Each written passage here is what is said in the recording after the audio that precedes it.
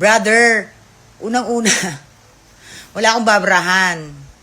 Masyado namang malisyoso naman yung kita lang yung papatulan mo na agad ang nanay mo. Huwag ganon.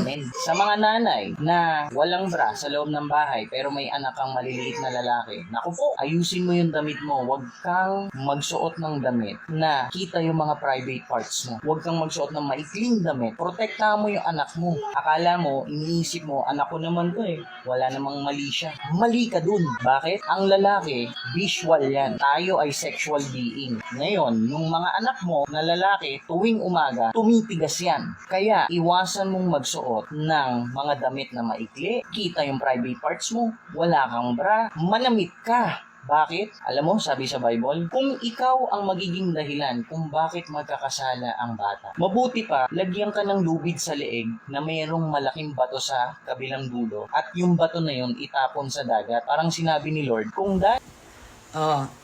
Guys, eto, makinig kayo ha. Eto.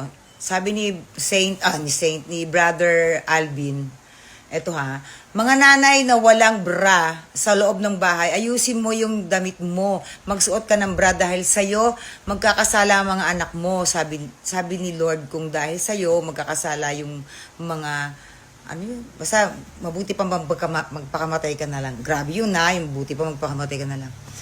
Brother, unang-una, wala akong babrahan. Pangalawa, masyado namang malisyoso naman yung kita lang yung papatulan mo na agad ang nanay mo. Huwag ganon. Ako nga nakita ko itlog ng tatay ko nung kumakain kami sa sahig kasi wala kami lamesa eh. Natuka nga ng bibi yung itlog niya eh. Nalaga akong bibi sa silong namin, natuka yung itlog niya eh. Nag-isip ba ako ng grabe naman, sukoro. Kasi wala siya pambiling brief. Siyempre unahin namin yung bigas bago brief.